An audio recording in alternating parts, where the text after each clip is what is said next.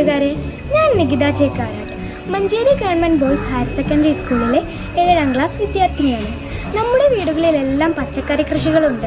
നാം ഏറെ സന്തോഷത്തോടെയും ആകാംക്ഷയോടെയാണ് അവയെല്ലാം വളരുന്നത് ഓരോ ദിവസവും നിരീക്ഷിക്കാറ്.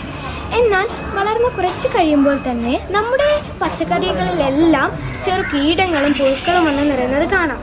അതുവരെയും സന്തോഷത്തോടെ ഇരുന്ന നമ്മളെല്ലാം ആ സമയമാവുമ്പോൾ സങ്കടപ്പെടാൻ തുടങ്ങും.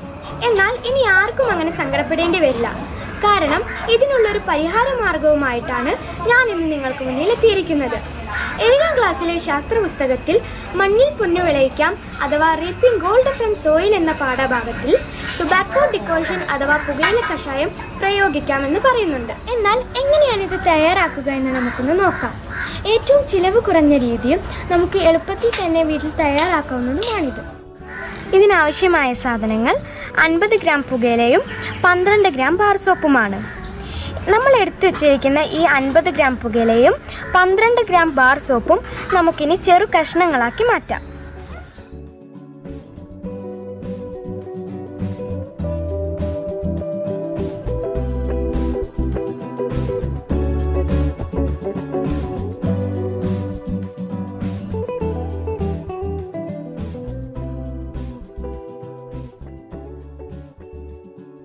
നമ്മൾ അരിഞ്ഞു വെച്ചിരിക്കുന്ന 50 ഗ്രാം പുകയിലയും 12 ഗ്രാം ബാർ സോപ്പും ഇത് നമുക്ക് വെള്ളത്തിൽ കുതിർക്കാനിടണം.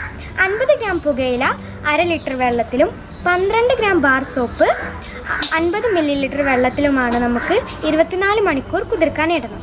നാളെ വൈകുന്നേരമാണ് നമുക്കിത് തളിക്കേണ്ടതെങ്കിൽ ഇന്ന് വൈകുന്നേരം തന്നെ നമ്മളിത് വെള്ളത്തിൽ കുതിർക്കാനിടണം. അങ്ങനെ നമ്മൾ ഇന്നലെ വെള്ളത്തിൽ കുതിർക്കാനിട്ട പുകയിലയും സോപ്പുമാണ്. ഇനി നമുക്ക് ഈ പുകയില ഈ വെള്ളത്തിൽ നിന്നും മാറ്റാം.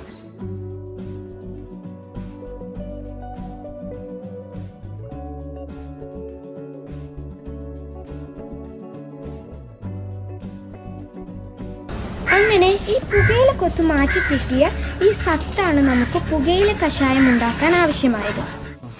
നമ്മൾ എടുത്തു വച്ചിരിക്കുന്ന ഈ പുകയില സത്ത് മറ്റൊരു പാത്രത്തിലേക്ക് നമുക്കിനി ഇത് അരിച്ചെടുക്കാം.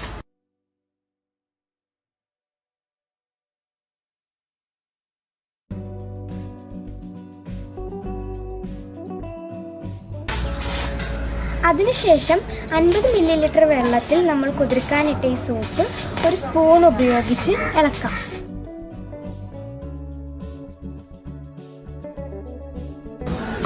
അതിനുശേഷം നമുക്കിത് അരിച്ചെടുത്ത് പുകയില സത്ത് ഒഴിച്ച് വെച്ചിരിക്കുന്ന പാത്രത്തിലേക്ക് ഒഴിക്കാം.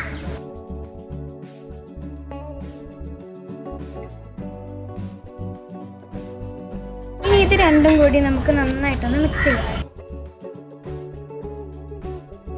അങ്ങനെ നമുക്ക് ഇളക്കി കിട്ടിയ ഈ ലായനിയാണ് പുകയില കഷായം. ഇനി നമുക്കിത് 5 ഇരട്ടി വെള്ളം ചേർത്ത് നേർപ്പിക്കാം.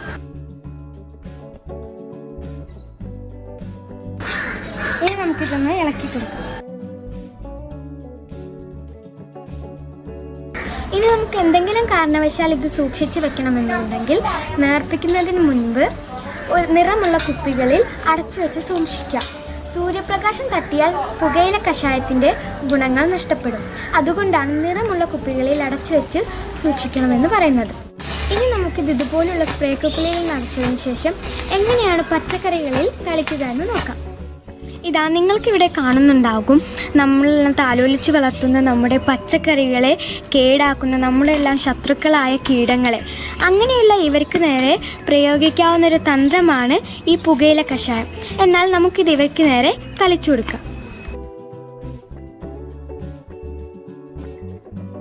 ഞാൻ പറഞ്ഞത് കൂട്ടുകാർക്ക് എല്ലാവർക്കും മനസ്സിലായിട്ടുണ്ടാവുമെന്ന് കരുതുന്നു. നന്ദി, നമസ്കാരം.